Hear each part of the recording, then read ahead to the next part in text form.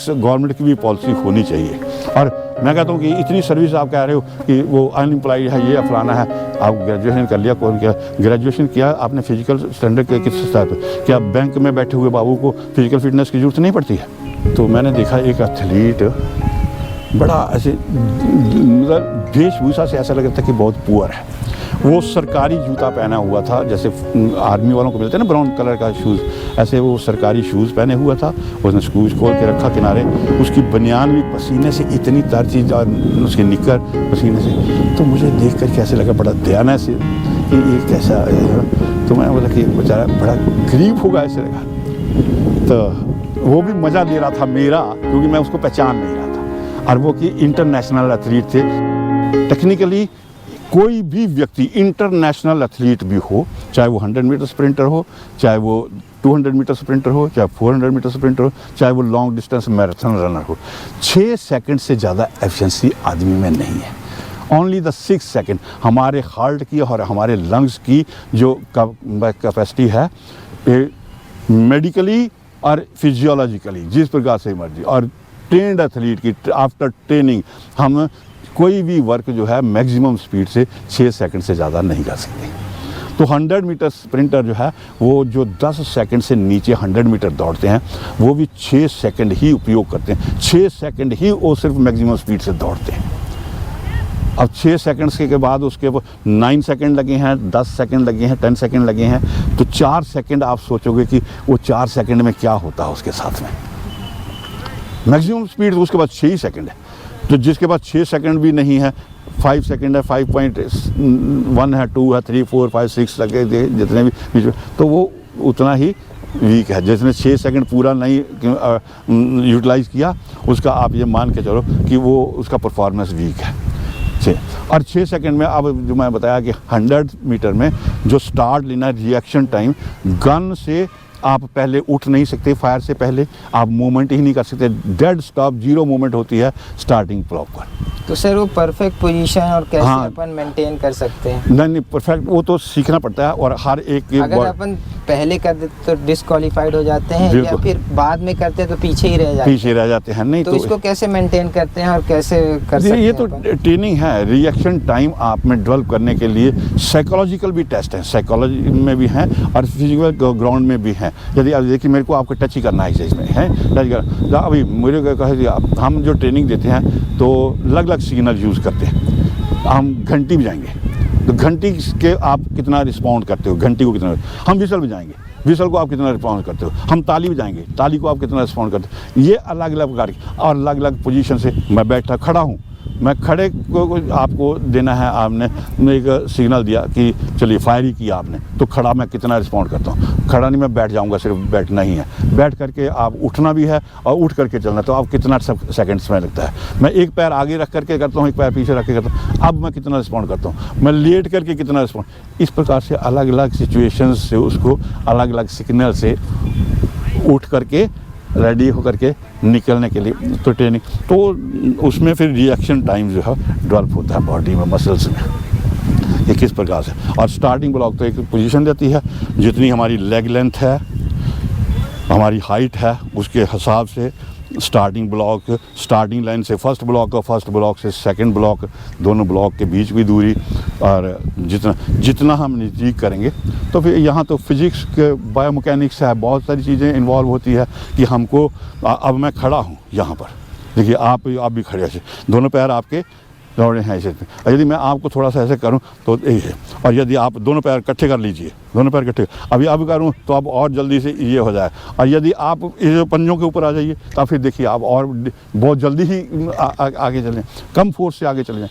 तो इस प्रकार से स्टार्टिंग ब्लॉक भी उसी प्रकार से पोजीशन रहती है कि आपकी पोजीशन किस प्रकार से है। सर जैसे एक नॉर्मल एथलीट है, हाँ। और उसको बेसिक जैसे नॉलेज, जैसे आपने बोला परफेक्ट टाइमिंग पे अपन दौड़ने के लिए पिस्टल पे निकलते हैं, हाँ, हाँ। और जो भी बेसिक रहती हैं उसको पाने के बाद फिर अपन डेवलप करते हैं, इंक्रीज स्पीड करते हैं, स्पीड इंक्रीज करते हैं, हाँ। तो ये सब डेवलप करने में कितना समय लग सकता है और कैसे हम जल्दी कर सकते हैं? स्पीड तो मैंने आपको पहले बता दिया कि ये तो बाई बर्थ है, आपके पास है। बाकी सिर्फ आपको अभी डिस्टेंस ये करना है, आपको स्ट्राइड लेंथ मैक्सिमम आपको उपयोग करना है। 100 मीटर 200 मीटर ये स्प्रिंट जो है ना, ये स्ट्राइड्स के ऊपर डिपेंड करती है कि आपकी स्ट्राइड कितनी है। आपने देखा होगा 100 मीटर एथलीट्स को दौड़ते हुए, जो मैंने अभी बोला कि जो इंटरनेशनल एथलीट है ना, वो एक भी चीज़ जो है ना, कोई भी छोड़े नहीं होता डेवलप करने के लिए। वो 6 सेकंड का भी उपयोग करते हैं और वो स्टार्टिंग रिएक्शन टाइम का भी उपयोग करते हैं, पूरा उपयोग करते हैं। अब मेरी और आपकी हाइट में थोड़ा अंतर है।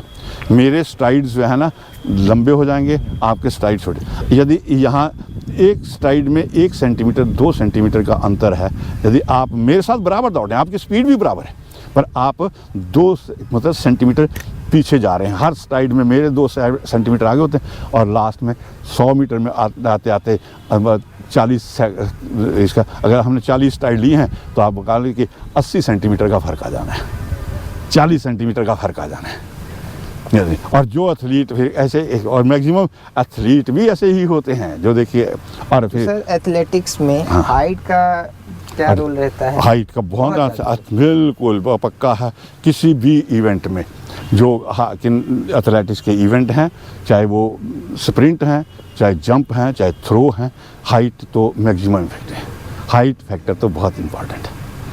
जितनी ज़्यादा हाइट है, बेनिफिट रहता है कि कोई हाइटेड प्लेयर है तो वो ज़्यादा है। हाँ सर, जैसे क्रिकेट के इतर भारत में क्रिकेट को बहुत ही ज़्यादा महत्व दिया जाता है बाकी खेलों के, तो इस पे आपके मतलब क्या है? इसको कैसे बाकी खेलों को प्रोत्साहन के लिए क्या कर रही है सरकार, या आपकी क्या राय है? देखिए, अब ये सब एसोसिएशंस के हाथ में है। जो गेम है, मतलब सरकार तो अपनी तरफ से ये करती है, सरकार कोई मगर क्रिकेट एसोसिएशन जो या क्रिकेट कंट्रोल बोर्ड, इनके पास बहुत पैसा है। और पहले से ही पब्लिक से, जब मतलब टीवी नहीं था, केवल रेडियो था, या इंग्लिश पीरियड से आप समझ लीजिए कि अंग्रेज़ों के टाइम से जब कंपनी की मतलब ये थी, और कंपनी एरियाज़ में ही क्रिकेट। आपने देखी होगी लगान पिक्चर, वो कौन सी लगान ही आई थी ना, है ना? लगान पिक्चर में देखिए किस प्रकार से वो कंपनी के लोग थे जो क्रिकेट खेलते थे, और उसी में वो आमिर खान ने दिखाया है उसमें कि किस प्रकार से मैच खेलता है कि उनके साथ। और क्या ऐसे ही हमारे यहाँ खेल डेवलप हुए हैं। हॉकी, ध्यानचंद जी लोग जो थे ये कंपनी के बाहर, जहाँ अंदर कंपनी थी और कंपनी के बाहर, और देख कर कि हाँ ये अंग्रेज़ कैसे हॉकी खेलते हैं, तो ये पेड़ों के डंडों के साथ हॉकी खेलना शुरू किए हैं उनको देख करके। और देखिए उसके बाद ध्यानचंद जैसा तो कोई नाम ही नहीं है वर्ल्ड हॉकी में, आज तक भी नहीं है। ज़्यादातर बच्चे या तो मोबाइल में लगे रहते हैं, उसकी वजह से ये सब अफेक्ट करता है आगे के टाइम टेबल में। ये तो मतलब बहुत ये है आजकल। तो आप देखिए, एक तो मोबाइल, और दूसरा जो है मतलब डाइट का कह लीजिए, या ईटिंग हैबिट्स जो है बच्चों की, जो मार्केट में जो बहुत सारा सामान है, आप मतलब ये कह लीजिए कि जंक फूड जिसको बोलते हैं आप, फ्राइड फूड जो है, या पैक्ड जो कि ना इसमें आपका कुरकुरे है, चिप्स और ये दूसरी चीज़ें जितनी भी हैं, ये तो पॉइज़न है। मैं आज ये बता सकता हूँ कि ये पॉइज़न, मेरा अपना एक्सपीरियंस है कि ये तो पॉइज़न, या ये तली हुई चीज़ें जो भी है। अभी यहाँ ऐसे बच्चे निकलते हैं यार, या बाहर जाते हैं तो पता चला कि नाश्ता क्या करते हैं, समोसा, और वो खा रहे हैं। इतना 2 घंटे आप पसीना निकाल के, वो समोसा आपको क्या करेगा? सिर्फ पेट में भूख लगी हुई है, उसके लिए तो काम नहीं, समोसे से थोड़ा काम होता है। यहाँ डाइट तो चाहिए कि अगर उतना ही आप एक मुट्ठी आप ड्राई फ्रूट ले लीजिए, काजू ले लीजिए, किशमिश ले लीजिए, और बादाम ले लीजिए एक मुट्ठी, तो वही जेब में लाइए, तो 2 समोसे से तो मतलब वो 100 टाइम बेटर है। कैसे अपन स्पोर्ट्स में भविष्य देख सकते हैं, स्पोर्ट्स कैरियर के उसके दृष्टि से देख सकते हैं? स्पोर्ट्स में कैरियर तो है, स्पोर्ट्स मगर कुछ गवर्नमेंट पॉलिसीज़ में भी थोड़ा सा अगर चेंज, मेरे अनुसार अगर यदि होता है, पार्टिसिपेशन आप किसी भी इवेंट में, चाहे कोई गेम ले लीजिए, चाहे इंडिविजुअल इवेंट, एथलेटिक्स ले लीजिए। एथलेटिक्स में मैं कहता हूँ कि 8 लड़के जो हैं वो फाइनल में पहुँचते हैं। एथलीट में 100 मीटर ही है, 8 लड़के फाइनल में पहुँचे हैं आकर के। 50 पार्टिसिपेट किए हैं, 100 पार्टिसिपेट किए हैं, वो अलग बात है। कुछ पहले राउंड में निकल गए, कुछ दूसरे राउंड में निकले, कुछ तीसरे राउंड में निकले, लास्ट में 8 पहुँचे। 8 में सिर्फ एक फ्रिक्शन ऑफ सेकंड का अंतर होता है। First gold medal, second silver medal, third bronze medal, और 5 जो है वो बाहर हो जाते हैं। जीतने, एक गोल्ड मेडल जीतने वाले को 1 करोड़ रुपया, सिल्वर मेडल मिलने वाले को 50 लाख रुपया, 25 लाख रुपया, और जो 4th नंबर पे आया है वो फिर से 4 साल आपने, वाई नॉट, उसको कोई इंसेंटिव है क्या उसके?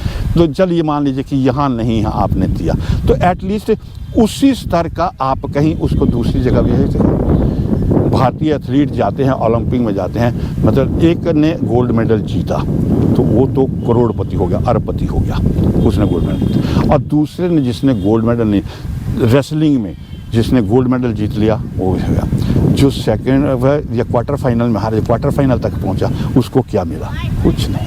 अगर आप स्टैंडर्ड निर्धारित कर देते हैं ना बच्चों के लिए, ये बच्चे खेल रहे हैं, अगर आप डिस्ट्रिक्ट लेवल तक खेलते हैं ना तो आपको ये स्टैंडर्ड की सर्विस भी मिल सकती है, इतनी आपको स्कॉलरशिप मिलेगी। आप ब्लॉक खेलते हो, जिला तालुका ब्लॉक कहते हैं ना, ब्लॉक स्तर पर खेलते हो तो आप इस स्तर के लिए क्वालिफाई हो जाओगे। आप स्टेट खेलते हो तो डिस्ट्रिक्ट खेलते हो तो इतने, स्टेट खेलेंगे तो आप नेशनल खेलेंगे तो इतने, पार्टिसिपेट करिए ऐसे।